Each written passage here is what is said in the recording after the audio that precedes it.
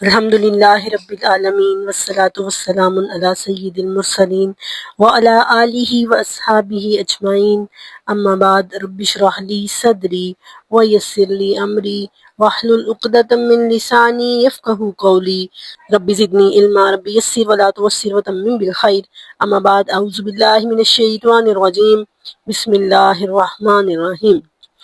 میں اپنے programme morning with Quran کے segment one verse one day میں آپ کو خوش آمدید کہتی ہوں۔ اس دعا کے ساتھ ہم یہ پروگرام شروع کرتے ہیں کہ اللہ تعالیٰ ہمیں قرآن کو سمجھنے اور اس پر عمل کرنے کی توفیق عطا فرمائے۔ الحمدللہ سورۃ البقرہ اپنے اختتام کی طرف تیزی سے گامزن ہے۔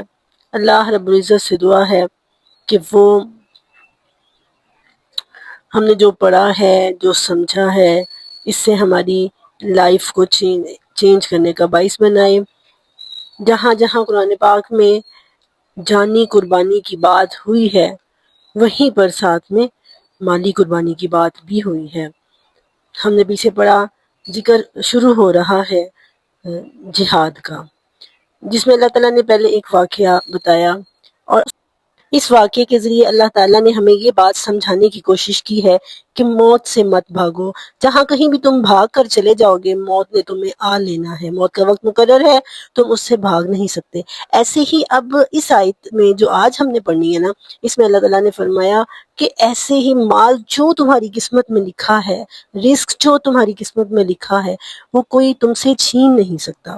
اگر تم اللہ کے راستے میں خرچ کرو گے تو اس سے تمہارے رزق میں کوئی کمی نہیں ہونے والی، اس سے تمہارے رزق میں اضافہ ہوگا۔ آئیے دیکھتے ہیں آیت نمبر 245۔ اعوذ باللہ من الشیطان الرجیم، بسم اللہ الرحمن الرحیم۔ من ذا الذی یقرض اللہ قرضا حسنا فیضاعفہ لہ اضعافا کثیرہ واللہ یقبض ویبسط والیہ ترجعون۔ من ذا الذی، کون ہے وہ شخص، کون ہے وہ، یقرض اللہ، جو اللہ کو قرض دے گا، قرض حسنا، قرض حسنا، اچھا قرض، پھر یضاعفہ، وہ اللہ بڑھا دے گا، ہو اس قرض کو، لہو اس کے لیے، اضعافا کثیرا، بہت زیادہ بڑھانا، انلمیٹڈ، انفینٹ۔ واللہ یقبض، اللہ قبض بھی کرتا ہے، ویبسط، اور اللہ تعالیٰ پھیلا بھی دیتا ہے، وَإِلَيْهِ تُرْجَعُونَ، اور اس اللہ کی طرف تم سب کو لوٹ کر آنا ہے، اللہ کی طرف تم سب کا لوٹنا ہے۔ بڑے ہی خوبصورت انداز میں اللہ تعالیٰ پوچھ رہا ہے، کون ہے تم میں سے؟ ایک ہوتا ہے نا کہ انفقو، خرچ کرو، یہاں پہ اللہ پوچھ رہا ہے۔ جیسے ہم سب بیٹھے ہوتے ہیں تو ہمارا ٹیچر ہمیں کہتا ہے کون ہے جو آج مجھے سب سے اچھا سبق سنائے گا، تو سب کا دل چاہتا ہے کہ میں، سب کی کوشش ہوتی ہے میں سناؤں، جو سب سے اچھا سناتا ہے وہ نہ صرف اس وقت کے ٹیچر بلکہ پوری کلاس کی نظر میں معتبر بن جاتا ہے۔ تو ایسے ہی اللہ نے فرمایا کون ہے جو اللہ کو قرض حسنا دے گا۔ جب اللہ تعالیٰ نے سورۃ آل عمران کے اندر آیت آتی ہے نا، مثل الذین ینفقون اموالہم فی سبیل اللہ کمثل حبۃ انبتت سبع سنابل فی کل سنبلۃ مئۃ حبۃ، جب اللہ نے یہ آیت نازل کی کہ وہ لوگ جو اللہ کے راستے میں خرچ کرتے ہیں، ان کی مثال ایسے ہے جیسے کوئی ایک دانہ لگاتا ہے اور پھر اس پر بالی اگتی ہے، اور اس بالی میں پر ایک خوشہ اگتا ہے، اور ہر خوشے میں 100 دانہ ہوتا ہے۔ تو جب رسول اللہ صلی اللہ علیہ وسلم فرمایا اللہ میری امت کے خرچ کرنے والوں کے لیے اس سے بھی بڑھا دے، تو پھر اللہ نے یہ آیت نازل کی، کون ہے جو اللہ کو قرض حسنا دے گا۔ ایک ہوتا ہے کسی کو ادھار دینا، ادھار دیتے ہوئے ہم اس کو کہیں گے کہ، وہ کہے گا میں آپ کو اتنا واپس دے رہا ہوں، مطلب ہم جب قرض دیتے ہیں تو اب دنیاوی لحاظ سے دیکھا جائے تو قرض پر کوئی بھی فائدہ لینا سود ہے، لیکن یہاں پر اللہ نے کہا کہ یہ ایسا قرض ہے کہ جو تم مجھے دو گے تو میں اس کو اضافاً کثیرہ کر دوں گا۔ یہ گویا یہ قرض نہیں ہے، یہ انویسٹمنٹ ہے۔ فار ایگزامپل ایک بندہ آپ کے پاس آتا ہے، وہ آپ کو کہتا ہے کہ آپ مجھے اتنا لون دو، میں آپ کو جلد واپس کر دوں گا، مقررہ وقت پر واپس کر دوں گا، ہو سکا تو کچھ فائدہ بھی دوں گا۔ ویسے تو دنیاوی لحاظ سے یہ منع ہے، لیکن ایک بندہ آتا ہے، وہ آپ کو کہتا ہے کہ آپ مجھے اتنا پیسہ دیں، اس کو میں اپنے بزنس میں لگاؤں گا، منتھلی آپ کو اتنے پیسے ملیں گے، اور بھی جتنا ہو سکا میں آپ کو فائدہ دوں گا۔ اور جو رقم آپ نے مجھے قرض کے طور پہ دی ہے وہ ایز اٹ از میرے پاس موجود رہے گی، وہ آپ جب چاہیں وہ رقم لے سکتے ہیں، اور وہ بھی دگنی چگنی ہو کے ملے۔ اضافہ مضافہ میں یہ چیز آ جاتی ہے کہ آپ کو مطلب اب ہم اللہ کے راستے میں جب خرچ کرتے ہیں تو کیا ہوتا ہے کہ نہ صرف ہمیں آخرت میں وہ ڈبل ٹرپل ہو کے ملتا ہے، بلکہ دنیا میں بھی اللہ تعالیٰ ہمارے رزق میں اضافہ کرتا رہتا ہے صدقہ و خیرات کرنے کی وجہ سے۔ کبھی رزق میں کمی نہیں آتی، بلکہ وہ رزق میں اضافے کا باعث بنتا ہے۔ جب یہ آیت نازل ہوئی نا تو کچھ منافقین آئے مسلمانوں کے پاس اور کہنے لگے کہ تم تو کہتے ہو کہ ہمارا رب غنی ہے اور تمہارا رب تو تم سے ہی قرض مانگ رہا ہے۔ مطلب ایک طرف یہ لوگ تھے اور دوسری طرف کون سے لوگ تھے؟ صحابہ کرام، ابو بکر صدیق، عمر فاروق، عثمان غنی، اور بالخصوص اس حدیث کے ریفرنس ٹو دی کانٹیکسٹ میں ایک صحابی کا ذکر آتا ہے، ابو دہدہ نام ہے ان کا، ابو دہدہ۔ وہ آئے رسول اللہ کے پاس اور انہوں نے کہا کہ اللہ ہم سے قرض مانگتا ہے، وہ تو غنی ہے۔ رسول اللہ صلی اللہ علیہ وسلم نے فرمایا ہاں اللہ تم سے قرض مانگ رہا ہے، اور ہر نیک کام جو اللہ کی رضا کے لیے کیا جائے وہ قرض ہے۔ اور حضرت ابو دہدہ جو تھے نا انہوں نے کہا اللہ کے رسول میرے پاس 2 کھجور کے باغ ہیں، میں دونوں اللہ کے راستے میں دینا چاہتا ہوں تاکہ قیامت کے دن میں اللہ یہ بڑھا چڑھا کے جو اللہ نے دینا ہے نا مجھے وہ ملے۔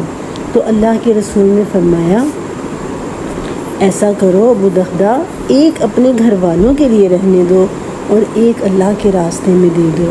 تو پھر حضرت ابو دہدہ کہنے لگے اے اللہ کے رسول آپ گواہ رہنا کہ میرا جو بہترین باغ ہے وہ میں نے اللہ کے راستے میں دے دیا، اور وہ بہترین باغ اس میں 600 کھجوروں کے درخت تھے، اور 600 اللہ کے رسول نے اس میں ان کا گھر بھی تھا۔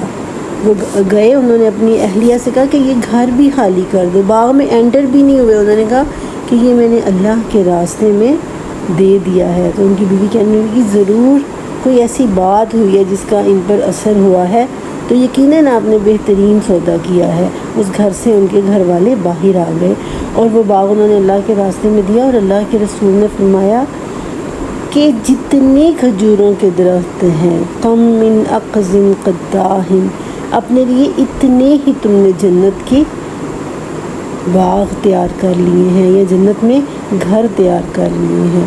تو قرض حسنہ کیا ہے؟ قرض تو سمجھ آتی ہے، قرض کا لفظی مطلب ہوتا ہے کاٹنا کسی چیز کا۔ جب ہم قرض دیتے ہیں نا تو یہ 2 طرح سے اس میننگ میں آتا ہے۔ ایک تو ہوتا ہے کہ ہم اپنی ضرورت کو کاٹ کے کسی کو قرض دے رہے ہوتے ہیں، ایک تو اس وجہ سے قرض کو قرض کہا جاتا ہے، اور دوسرا یہ ہوتا ہے کہ جب یہ قرض دینا ہوتا ہے نا، کسی نے آپ سے مانگا ہے، مانگتے ہوئے بھی وہ نہیں چاہ رہا ہوتا، اپنی عزت نفس کو کاٹ کے نہ چاہتے ہوئے اس نے مانگا ہے، پھر اگر نہیں ملتا تو بھی تعلقات کٹ جاتے ہیں، پھر جب واپسی کے لیے آپ مانگتے ہیں اس وقت بھی تعلقات خراب ہونے کا ڈر ہوتا ہے۔ اسی لیے قرض کو قرض کہا، قرض کا لفظی مطلب ہوتا ہے کاٹنا کسی چیز کا۔ مقرض کینچی کو کہتے ہیں۔ قرض حسنہ وہ قرض ہے جس میں انسان کے دل کی آمادگی اور خلوص موجود ہو، یہ نہیں کہ نہ چاہتے ہوئے دیا ہو، اور نہ ہی انسان وہ دے کر پچھتائے کہ میں نے کیوں دے دیا۔ حلال اور طیب مال سے دے، اور جو اپنے لیے پسند ہے نا وہ دے۔ یہ ساری چیزیں قرض حسنہ میں آتی ہیں۔ رزق کی تقسیم اللہ رب العزت نے کر دی ہوئی ہے، اللہ نے رزق کی تقسیم کر دی ہوئی ہے۔ جو جس کی قسمت میں ہے وہ کوئی اس سے چھین نہیں سکتا، اور جو جس کی قسمت میں نہیں ہے وہ کوئی اس سے لے نہیں سکتا۔ تو اسی لیے رزق کی تقسیم اللہ کی طرف سے ہو چکی ہے۔ تو کچھ احادیث سے یہ پتہ چلتا ہے کہ کچھ اعمال ایسے ہوتے ہیں جن سے انسان کا رزق جو ہے وہ گھٹتا اور بڑھتا ہے۔ جیسے حدیث میں آتا ہے کہ روز صبح کے وقت آسمان سے 2 فرشتے اترتے ہیں اور وہ اللہ سے دعا کرتے ہیں، اللہم آتی منفقن خلقن، اے اللہ ہر خرچ کرنے والے کے رزق میں اضافہ فرما۔ خلقن پیچھے آنے والا رزق اس کو دے، خلفن پیچھے آنے والا دے، اور اللہم آتی ممسکن تلفن، اے اللہ ہر روکنے والے کے رزق میں کمی کر دے۔ یعنی جو اللہ کے راستے میں خرچ کرے گا اس کے رزق میں اضافہ ہوتا رہے گا، اور جو اللہ کے راستے میں خرچ نہیں کرے گا اس کا مال کم ہوتا رہے گا۔ حدیث میں آتا ہے کہ جب یہ آیت مبارکہ نازل ہوئی نا، سورۃ آل عمران میں آتی ہے، مثل الذین ینفقون اموالہم فی سبیل اللہ کحبۃ انبتت سبع سنابل فی کل سنبلۃ مئۃ حبۃ، کہ وہ لوگ جو اللہ کے راستے میں خرچ کرتے ہیں ان کی مثال ان لوگ اس دانے کی طرح ہے کہ ایک دانے کے اوپر 100 بالیاں، اور 100 بالیاں ہر بالی کا خوشہ ہوتا ہے، اور اللہ تعالیٰ 70 گنا بڑھا دیتا ہے۔ تو اللہ کے رسول نے دعا کی کہ اللہ میری امت کے لیے اس سے بھی زیادہ بڑھا دے، تو پھر اللہ رب العزت نے یہ آیت نازل فرمائی کہ من ذا الذی یقرض اللہ قرضا حسنا، کون ہے جو اللہ کو قرض حسنا دے گا۔ تو اس سے مراد صرف مال نہیں ہے، ہر وہ جدوجہد، ہر وہ کوشش اللہ کے دین کو سیکھنے کی، ایون کہ قرآن کا یہ لیکچر بھی جو آپ سن رہے ہیں نا، یہ بھی ایک قرض حسنہ ہے، ایک ایفرٹ ہے جو اللہ دگنی چگنی کر کے، جو بڑھا چڑھا کے اللہ آپ کو اس کا بدلہ دے گا۔ آپ نے اللہ کے دین کو سیکھنے کے لیے جو بھی ایفرٹ کی ہے، اللہ کے دین کو پھیلانے کے لیے جو بھی ایفرٹ کی ہے، اعلیٰ کلمت اللہ کو بلند کرنے کے لیے مالی قربانی دی ہے، جانی قربانی دی ہے، آپ نے کوششیں کی ہیں قرآن کو سمجھنے کی، قرآن کا علم پھیلانے کی، دین کو سمجھنے کی، دین کو پھیلانے کی، یہ ساری آپ کی ایسی ایفرٹس ہیں جو اللہ تعالیٰ آپ کو دگنی چگنی بڑھا کے دے گا۔ تو دوستو، زندگی تو گزر ہی رہی ہے اور گزر جانی ہے، اور کوششیں بھی ہم کرتے ہیں، کوئی ہم میں سے ایسا نہیں ہے جو فارغ بیٹھا ہے، کوئی بھی ایسا نہیں ہوتا، ہر بندہ اپنی جگہ پہ ایفرٹ کر رہا ہوتا ہے، اور کچھ نہیں تو جو فارغ رہتے ہیں، جو ٹائم سپینڈ کرنے کے لیے ڈرامے دیکھتے ہیں، اس طرح کے پروگرام دیکھنا شروع کر دیتے ہیں جو انٹرٹین کرتے ہیں، ان کا ٹائم گزارتے ہیں۔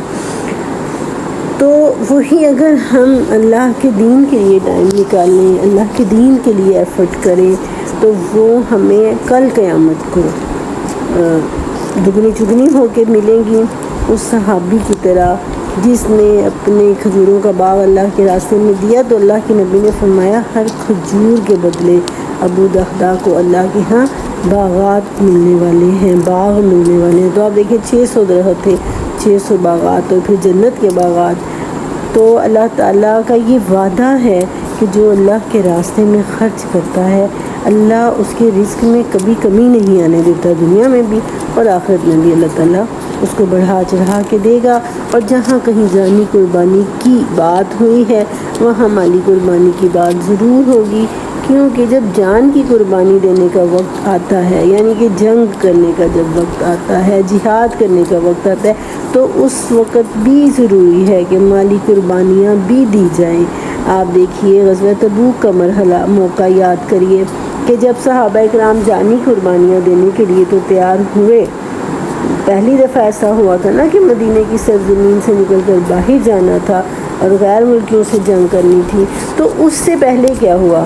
اس سے پہلے رسول اللہ صلی اللہ علیہ وسلم نے اعلان کیا تھا مالی قربانیاں دینے کا، اللہ کے راستے میں صدقہ و خیرات کرنے کا۔ ظاہر ہے گھوڑے چاہیے، اسلحہ چاہیے، اور پھر سامان جنگ چاہیے، سامان سفر چاہیے، سفر میں جو کھانا پینا ہے، جو سارے لشکر کے انتظامات ہیں، سب کے لیے مال کی ضرورت ہوتی ہے۔ جب حضرت ابوبکر اپنے گھر کا سارا مال، حضرت عمر آدھا مال، اور حضرت عثمان نے اتنا مال دیا کہ اللہ کے رسول نے فرمایا آج کے بعد عثمان کا کوئی عمل اس کو نقصان نہیں پہنچائے گا۔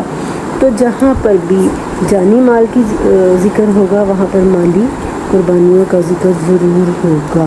تو یہ تو ہے جنگ کے حالات میں، عام دنوں میں بھی ہر روز صدقہ و خیرات کرنے والا ہونا چاہیے مومن کو، تاکہ اس کے رزق میں اضافہ ہوتا رہے۔ اللہ سے دعا ہے کہ اللہ تعالیٰ ہمیں اپنے راستے میں قرض حسنہ دینے کی توفیق عطا فرمائے، آمین۔ الحمدللہ۔